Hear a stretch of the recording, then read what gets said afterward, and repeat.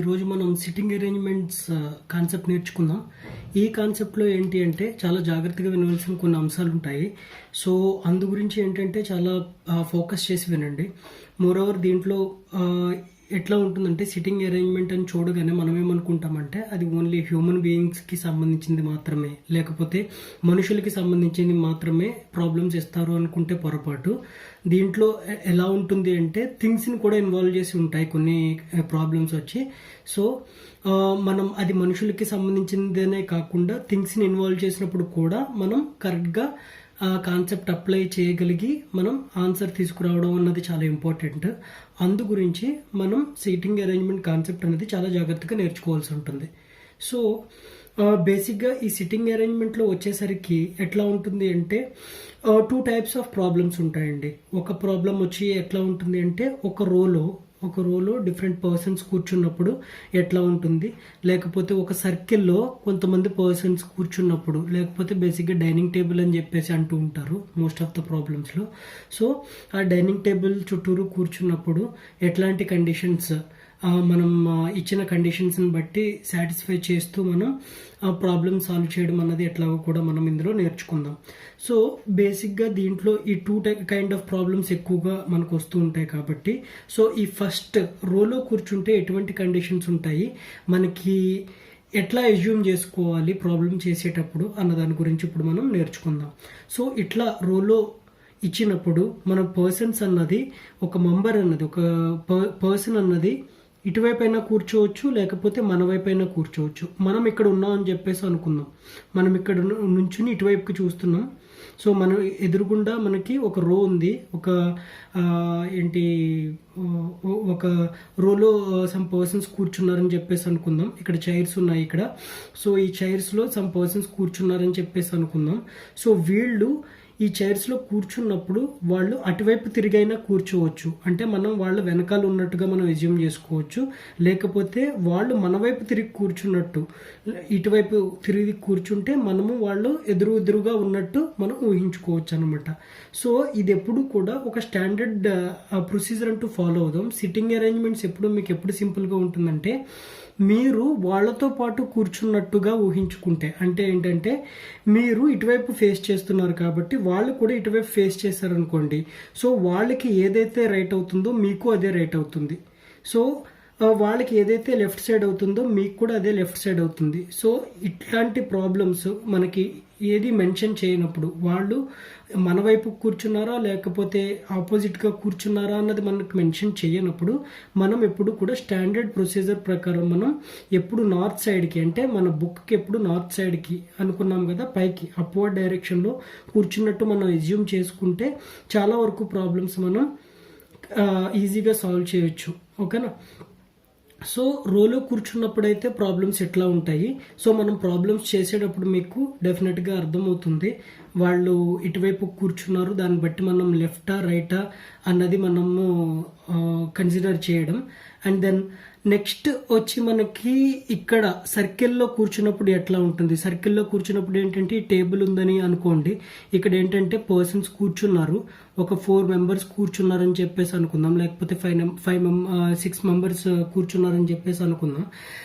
6 people ఎలా కూర్చుంటారు అంటే టేబుల్ వైపుకి తిరిగి కూర్చుంటే ఎట్లా ఉంటుంది, లేకపోతే టేబుల్ నుంచి బయటకి, అంటే ఏంటంటే టేబుల్ ఇటువైపు ఉంటే వీళ్ళు ఇటువైపు ఫేస్ చేస్తున్నారు అనుకోండి, టేబుల్కి బయటకి కూర్చున్నట్టు అన్నమాట.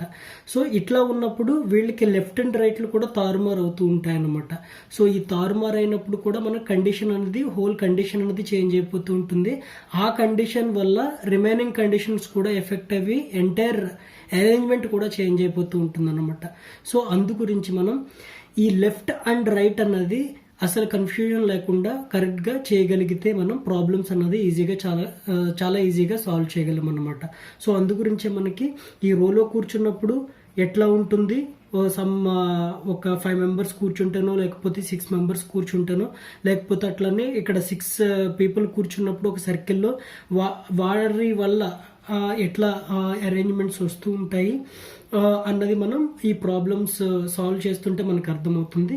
సో ఫస్ట్ ప్రాబ్లం అన్నది మనం సాల్వ్ చేద్దాం. ఫస్ట్ ఒక ఈజీ ప్రాబ్లంతో స్టార్ట్ చేద్దాం. ఇక్కడ ఏమిచ్చారు అంటే APRXS and Z R sitting in a row. So వీళ్ళు 6 పర్సన్స్ అనుకుందాము. ఈ 6 పర్సన్స్ ఎట్లా కూర్చున్నారు అంటే ఒక రోలో కూర్చున్నారంట, అంటే ఒక వరుస క్రమంలో వాళ్ళు కూర్చోవడం జరిగిందంట. సో మనం ఇక్కడ తీసుకుందాం, ఎవరెవరు ఉన్నారు మనకి పర్సన్స్ ఇక్కడ, ఏ పి లేకపోతే AR P X S and Z. So వీళ్ళు ఇక్కడ పర్సన్స్ ఉన్నారు. వీళ్ళు ఎలా కూర్చున్నారు, ఒక రోలో కూర్చున్నారట. సో ఒక రో వేస్తున్నా ఇట్లా, ఆ రోలో ఎంతమంది పర్సన్స్ ఉన్నారు, 1 2 3 4 5 అండ్ 6. సో 6 పర్సన్స్ ఉన్నారు. సో 6 పర్సన్స్ కూర్చోవడం జరిగింది. సో ఇక్కడ మనకి ఎటువైపు కూర్చున్నారు వాళ్ళు, ఏంటంటే మన వైపు కూర్చున్నారా లేకపోతే మనకు ఆపోజిట్గా కూర్చున్నారు అనేది ఎటువంటిది కూడా మనకి ఇక్కడ ప్రాబ్లంలో ఇవ్వడం అన్నది జరగలేదు. సో ఎప్పుడు మనం ఇట్లాంటి సిచ్యువేషన్ ఉన్నప్పుడు మనం ఏమని అనుకున్నాం, డిఫాల్ట్గా అంటే మనం ఎప్పుడు కూడా వాళ్ళు నార్త్ సైడ్కి కూర్చున్నట్టుగా మనం ఎజ్యూమ్ చేసుకుంటాం అనమాట. సో వాళ్ళందరూ కూడా ఈ డైరెక్షన్లో మనకి టాప్ డైరెక్షన్కి ఫేస్ చేస్తూ, అప్వర్డ్ డైరెక్షన్ ఫేస్ చేస్తూ కూర్చున్నట్టుగా మనం ఎజ్యూమ్ చేసుకుంటాం. సో వాళ్ళతో పాటు మనం వెనకాల ఉన్నామని మనము కూడా అప్వర్డ్ డైరెక్షనే ఫేస్ చేసి మనం వాళ్ళు వెనకాల ఉన్నట్టు, వాళ్ళు వెనకాల నుండి చూస్తున్నట్లు మనం ఎజ్యూమ్ చేసుకుంటూ ఈ ప్రాబ్లం చేస్తే మనకి ఈ ప్రాబ్లం అనేది చాలా ఈజీగా సాల్వ్ చేయగలం అన్నమాట. సో ఇక్కడ ఏమిచ్చారు అంటే ఈ 6 పర్సన్స్ సిట్టింగ్ ఇన్ ఏ రో అని అన్న తర్వాత S and Z are in the center. So సెంటర్లో ప్లేసెస్ ఏమున్నాయి, ఇక్కడ 1 2 3 4 5 6. సో సెంటర్లో ప్లేసెస్ ఏముంటాయి, ఈ 3rd అండ్ 4th అన్నదే కదా సెంటర్లో పొజిషన్స్. సో ఈ సెంటర్లో ఎవరు కూర్చున్నారు, S and Z are in the center అట. సో ఎస్ అండ్ జెడ్ వీళ్ళిద్దరూ సెంటర్లో కూర్చున్నారట. బట్ ఏంటంటే ఇదే ఆర్డర్ అని చెప్పేసి అవనక్కర్లొద్దు కదా మనకి. వీళ్ళు ఎస్ లెఫ్ట్ సైడ్ ఉన్నాడు, మనకి జెడ్ ఏమో రైట్ సైడ్ ఉన్నాడు అనుకుందాం. బట్ ఏంటంటే ఇదే ఆర్డర్లో కూర్చున్నాడు అని చెప్పేసి ఇక్కడ ఏం మనకి ప్రాబ్లంలో ఇవ్వలేదు. సో మనకి ఈ ప్లేసెస్ అన్నవి చేంజ్ అయినా కూడా అవ్వచ్చు, అంటే ఇక్కడ జెడ్ అవ్వచ్చు, ఇక్కడ ఎస్ అవ్వచ్చు. సో రెండు మనం పాసిబిలిటీస్ కూడా మనం ఇక్కడ తీసుకోవడం జరిగింది. ఓకే, ఇక్కడ S and Z are in the center. Okay, తీసుకున్నాం కదా ఎస్ అండ్ జెడ్ పొజిషన్స్. మనం 2 ఆల్టర్నేటివ్ పాసిబిలిటీస్ కూడా మనం ఇక్కడ మెన్షన్ చేయడం జరిగింది డయాగ్రామ్ లో. నెక్స్ట్ ఏం జరుగుతుంది అంటే A and P are at the end set. A and P వీళ్ళిద్దరూ కూడా ఎండ్స్ లో ఉన్నారట. ఎండ్స్ లో ఉన్నారు అంటే ఏ ఇక్కడైనా ఉండొచ్చు, ఏ లేకపోతే ఇక్కడైనా ఉండొచ్చు. ఓకేనా, ఏ పి ఇలా ఉన్నారు అనుకుందాం, లేకపోతే ఇక్కడ పి ఉండొచ్చు, ఇక్కడ ఏ ఉండొచ్చు. సో ఇట్లా ఏంటంటే వాళ్ళిద్దరూ కూడా ఎండ్స్ లో ఉన్నారట. ఓకే, ఇక్కడ వరకు జరిగింది. And R is sitting to the left of A. So ఏకి లెఫ్ట్ లో ఉన్నాడట ఎవరు, R is sitting to the left of A. అంటే ఏ యొక్క లెఫ్ట్ లో ఆర్ కూర్చున్నట్టుగా ఇక్కడ చెప్తున్నారు మనకి. సో ఏ యొక్క లెఫ్ట్ లో ఆర్ కూర్చోవాలి అంటే ఏ ఈ ఎండ్ లో కూర్చున్నాడు అంటే అది పాసిబిలిటీ ఉందా, ఉండదు. సో ఏ అన్నది లెఫ్ట్ సైడ్ లెఫ్ట్ ఎక్స్ట్రీమ్ లో కూర్చోవడం అన్నది జరగదు. సో ఈ పాసిబిలిటీ మనకి రాంగ్ అయిందనమాట. So a must be right extreme position లో కూర్చుంటే మనకి ఏకి లెఫ్ట్ ప్లేస్ లో మనకి ఇక్కడ ఖాళీ అంటూ వస్తుంది. ఆ ఖాళీలో మనం ఆర్ని ప్లేస్ చేయొచ్చు. సో అందు గురించి మనం ఏ అన్నది లెఫ్ట్ ఎక్స్ట్రీమ్ పొజిషన్ లో ఉన్నట్టుగా ఎజంప్షన్ తీసుకున్నాం కదా, దాన్ని మనం స్ట్రైక్ ఆఫ్ చేసామన్నమాట. అంటే ఆ పాసిబిలిటీ మనకి క్యాన్సిల్ అయింది.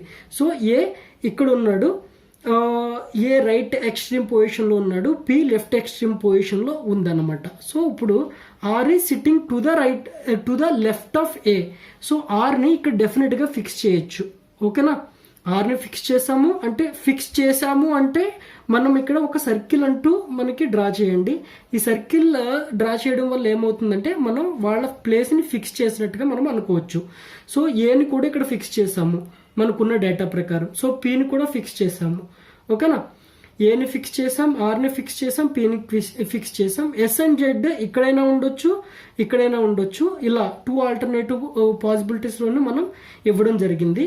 ఇప్పుడు ఇక్కడ ఏమేమి ఫిక్స్ అయ్యి, ఏ పొజిషన్ ఫిక్స్ అయింది, ఆర్ పొజిషన్ ఫిక్స్ అయింది, పి పొజిషన్ ఫిక్స్ అయింది, and S and Z positions ఎక్కడుంటాయో మన 2 పాసిబిలిటీస్ మనం ఇవ్వడం జరిగింది. ఇప్పుడు క్వశ్చన్ ఏంటి అంటే who is to the right of P అంటే రైట్ ఆఫ్ పి అంటే పికి రైట్లో ఎవరుంటారు అన్నది ఇక్కడ క్వశ్చన్ అడిగారు.